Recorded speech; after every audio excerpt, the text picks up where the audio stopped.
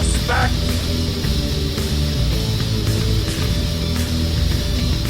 The world is crumbling into chaos, and as everyone just lies around waiting for it to happen, pretending nothing is going on. I may see dead people, but I also see a lot of idiots out in the world. Everyone just sits around waiting for something to be done. But there's a problem. When everyone just sits around and lies and waits, nothing ever gets done.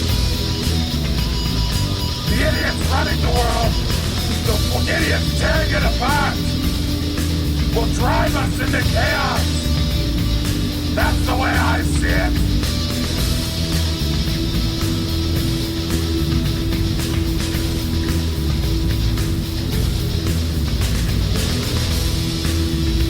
Just give it time.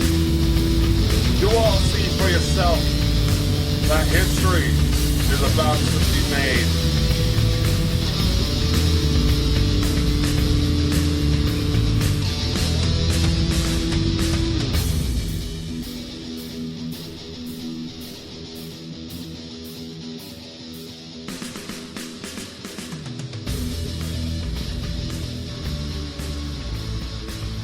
Hello, everyone! It is so good to see you. It's good to have you here. Today is December 18th, 2014. Yes! We are so freaking close to Christmas. 1 week from Christmas. Santa! Okay.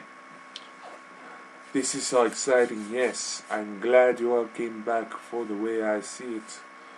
I have an excellent show planned out for you today. Oh yes. What do we have today? I'll tell you. I have a little something on the Sony Hacks. And we have a little something about a project I am working on. So, shh! This is top secret information. Not really. So, beginning off with the show, I'm sure that you all at this point have heard a little something about Sony pulling the interview because of threats of 9/11-like attacks on movie theaters that dared to show. Yes, I know. Boo. Settle down. Okay. Whew. Thank you. First off, many have expressed the fact that Sony should not have gave into the threats. They should have went ahead and played the movie anyway in whatever theaters weren't pulling the plug on it already. But there's another aspect you gotta see to this. No company wants to hear, well, unless you're an arms dealer, then you have no choice, but no company in the movie industry wants to hear that because of their project being connected in any way, shape, or form to an event that causes a lot of death and a lot of destruction. Nobody wants that. Now, if they were skittish, they were a little nervous, not sure, given the amount of damage they had, it's kind of justifiably so that they got a little paranoid with their decision, but they had to do something. It's easy to say what could or couldn't have been done in time of need in retrospect. But place yourself in a heated situation like that. You may not have received terrorist threats from the North Korean dictator, as so claims believe. But put yourself in that type of situation, you're going to naturally be freaking out, no matter what. Now, of course, the White House is planning on taking action to find out whoever the heck was involved in these hacks. Of course, this is kind of a scary matter that they broke in so easily, which makes the assumptions floating around that if North Korea is indeed involved, that they actually had help from somebody on the inside. That would make sense, you know? But of course, at this point, even in lieu of another government shutdown, I think the White House doesn't sound anything more than like this.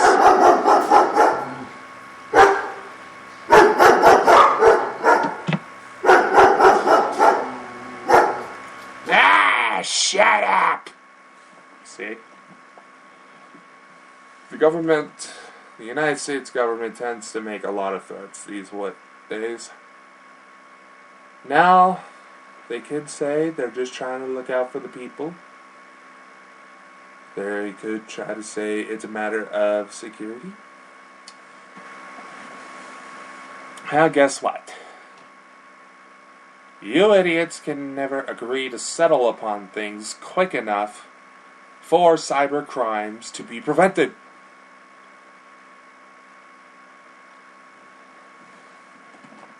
In fact, I can say this with great confidence because I personally know people who can pull something like this off. No, I don't. And just for any idiots, Fox News, that try to say I do know who did this, no, I don't. Personally, I like Sony products. I'd be a little bit ticked off myself. I like Sony. They got some good stuff out there. Anyway. Now I can say that with great confidence. Nobody can shut that trap long enough and make quick enough decisions to see what can be done to prevent these types of attacks, because for every one block there is for viruses, spyware, malware, all that stuff, there's at least 15 other ways to pull it off, to basically bypass any blockage that any antivirus software has on a computer. And of course, being that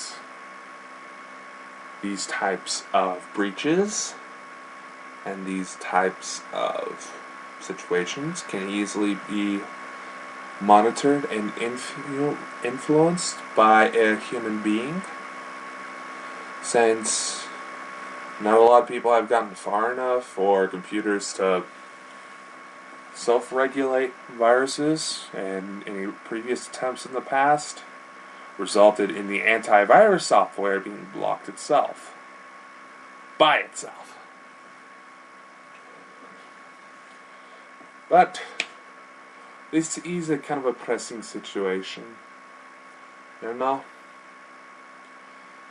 Makes you wonder if there's anybody that's ever really safe. Me personally, I don't really care much about the movie. It didn't catch my interest. I'm not really a big Seth Rogen fan. I do like James Franco. He's getting a few movies. But I didn't really care much for the movie. And just in case, for those of you who haven't gotten at least a little bit curious to see what the heck ticked off North Korea, and exactly why everyone thinks North Korea is involved. For those of you who don't know, the final assassination scene, spoiler alert, for a movie that may not ever be released. The final assassination is basically the actor, the fictional version of Kim Jong-un, is being killed, being engulfed by a fireball in a really cool slow motion sequence after his helicopter was hit by a missile. And needless to say, because of further spoilers, James Franco's character and the fictional Kim Jong-un bonded over their mutual love for the song Katy Perry Firework. You actually hear that song being played in kind of a slow tune. It's kind of depressing, really. As the missile is burning Kim Jong-un to bits, practically incinerating him. So, naturally, wouldn't you be a little ticked off if someone did that to you? Or how about we flip this? What would you all do? And I'm talking about my fellow Americans. I'm talking about this. What would you do if there was a show? Any show, really, that displayed Obama, or heck, any other president for that matter, being killed, being assassinated. Or, as this is just coming to me, their decomposing head shoved on a spike. Game of Thrones. How would you feel about that? You would be a little bit offended. Even if you hated the guy, you'd still be a little bit offended because someone's attacking your country. Personally, I think in a few years, America is about to go to shit, and and the bullshit going on Capitol Hill will leave us wide open for a terrorist attack, but they don't care. They have the high-tech gadgets. Machines can be broken.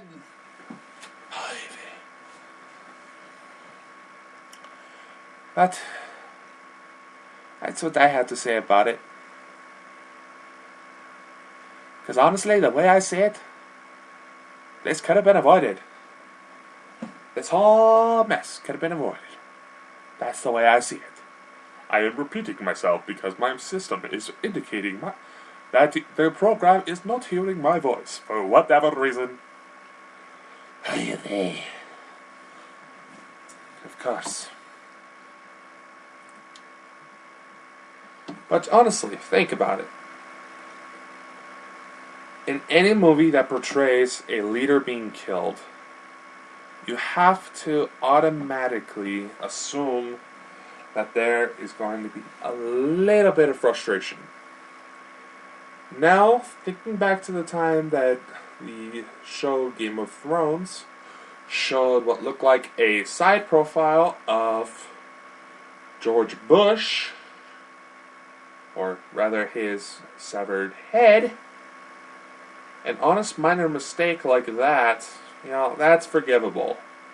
You just stick something and you don't really realize it until it's too late. That type of shit happens all the time. But when you're purposely attacking somebody and doing it in a way that makes fun of them in the process, being just disrespectful, especially for the mentality of North Korea's leaders, I don't want to be attacked. You kind of have to assume there was going to be a retaliation. But wait!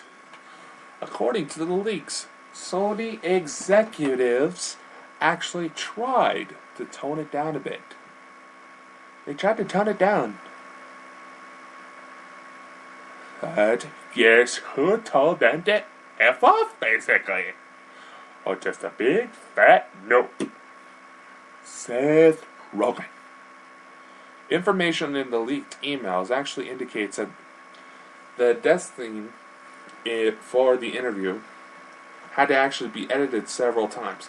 The one version that leaked was the original, but it had to be edited several times to try to tone down the violence. And also with Kim Jong-un's face blowing up. You know, you gotta admit, you kind of would take offense to it. Now, if you're kind of a really laid-back guy, and, you know, maybe something would be different, but the situation with North Korea, something like this should have been foreseen. Or it just may happen, but we have too many stubborn idiots in the entertainment industry that just really don't care. I hate to say that. I hate to sound like a jackass. But it seems like not enough care, not enough thought is put into shows anymore. All sounds so scripted. There's no flow. There's no sense of... That's the word. It doesn't feel authentic. It feels scripted. You hardly ever see that anymore. Regardless, the way I see it, this whole mess could have been avoided, or at least toned down in some way. But we all have better things to do. Like I said, it's a week from Christmas! Speaking of which, of course, Christmas time comes the time for giving and sharing and caring, and you have all these charities that come out. I actually want to take a moment to kind of talk about a little project I'm putting together. It's kind of a charity type deal. Anyway. So, I guess I should start this off with the story behind it. For those of you who follow my social media accounts, Facebook, Twitter, Google+, whatever, you've probably seen about a month ago, about a month ago, some links I posted that went to a GoFundMe page, and the description basically said, please help this family out. It's to raise funeral costs for victims of a local double homicide. Now, I chose to kind of share this to try to help out a little bit, because one of the victims of the homicide was someone who I haven't seen in a long time. Basically, the backstory is that the day it happened, November 15th, I was informed by my connections in law enforcement that they believed that something had happened to someone who they thought I might have known. And it wasn't until the page for the donation page that I linked to on my media, on social media pages, that I realized that one of the victims I actually used to go to school with, but, you know, she was a little bit younger than me. You know, we talked a few times online, you know, but life kind of took us in different directions. Basically what had happened is that my friend's mother, she was trying to get out of a abusive relationship, and right as soon as a kind of a protection order was filed with local police, the man she was trying to get away from basically stalked him and gunned both of them down. For those of you who might be asking whether or not he was the gunman was caught, he wasn't. And no, he's not out on the loose as we speak.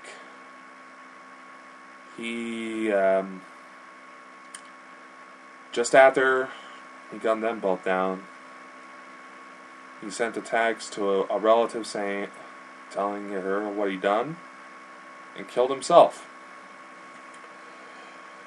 So, in light of this event, this kind of inspired me to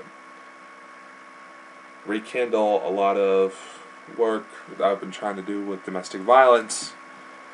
So, I am slowly putting together a program called Project Northern Star. And of course, the naming sounds like something you would see in like a science movie or a mad scientist movie where it's like Project Stargate or government projects, stuff like that. You know, that's what's the whole intention behind the naming of it. Basically, this was a way to raise funds for victims of domestic violence, missing persons cases, and maybe children dealing with life-threatening illnesses, stuff like that. So, of course, I've been trying to put together kind of a little online store and offering up some of my own books to kind of help add to the funds. But that doesn't seem to be going anywhere. In fact, it took until I started posting the books for free as part of a Christmas giveaway to get anybody to actually buy them other than people that were blood. They were blood relatives. So, I will just wanted to put this out there. You know, kind of started working on it already. Over the next couple days, I'm going to be posting a link to a Kickstarter campaign across Facebook, Twitter, Google+, that sort of thing. And hopefully get a video of it put together. Maybe put a link to this episode somewhere in it on our YouTube page. But basically, this Kickstarter campaign is to raise funds to put together a film. Now, I have a way to put this film out, get this film out to where we can actually distribute it, we can actually get it being sold places. Now, I'm just basically needing a little help to get better equipment to pull it off. So this Kickstarter campaign is for a Project Northern Star film. I'm not exactly sure what it's going to be called. Maybe I'll just keep the name because it does actually sound like a pretty cool name. Basically put together a little film. The idea behind it is to put together something to help bitch slap domestic violence, schoolyard bullying, and something to help with suicide attempts, stuff like that. You know, bring something real, bring something that needs to be done to give a fucking bitch slap to the world to say, hey, something's going on. People need your help. Stop fucking ignoring it, basically. I do not apologize for my language, and like I said in the warnings, this show is not for crybabies. So, anyway. So, like I said, next couple of days, I'm going to start putting out a link to a Kickstarter campaign to try to put this all together. The funds for this campaign, which will be determined a little later on today, hopefully. These are going to help basically cover equipment costs, compensation for anybody who contributes their stories, maybe gas to travel to places to film, maybe some software, basically cover equipment and other necessary costs, including advertising. You know, that's big. We want this to get out there. But, so like I said, this is going to be coming out here soon, and like I said earlier, because I am offering up kind of special editions to my books, I guess I should probably add this. I'm putting together a small little store on my page, on my website. You'll check it out later. So I'm actually running out of time, and I put together a little trailer for you guys for my book. So if you don't mind sticking around for a little bit, I want you to sit back and enjoy this. And hopefully we'll try to squeeze in a little bit more time later.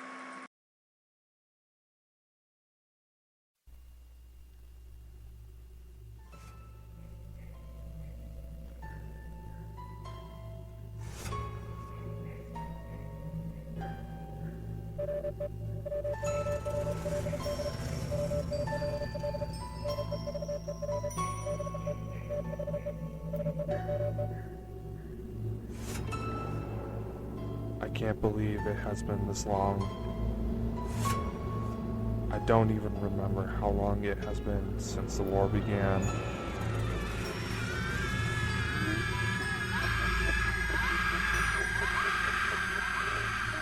Too many of us have fallen, not by disease, not by nature. In fact, I can't even say for sure those that attacked us were from this world. It wouldn't surprise me,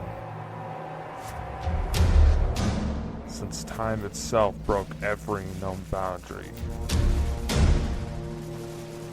I always knew that there was more to the world, more to the cosmos, than what the general public was aware of.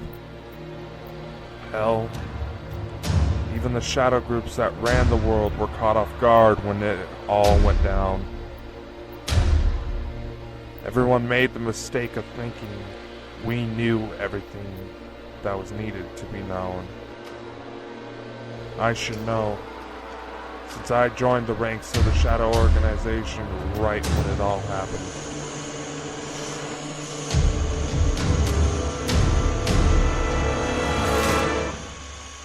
It was probably the biggest mistake I ever made, joining them. At the time, it seemed like a good idea. In return for my services, they would pay my bills, guard my family, and provide enough money left over to fund any projects I had in mind. I was even sure they would follow through with their end of the bargain, since the man who recruited me was the long-lost father of the girl I loved. But that all changed after her throat was cut open by one of their agents.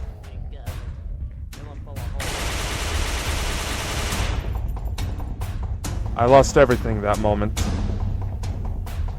My only source of hope has been the very fact the war has showed death was not the end.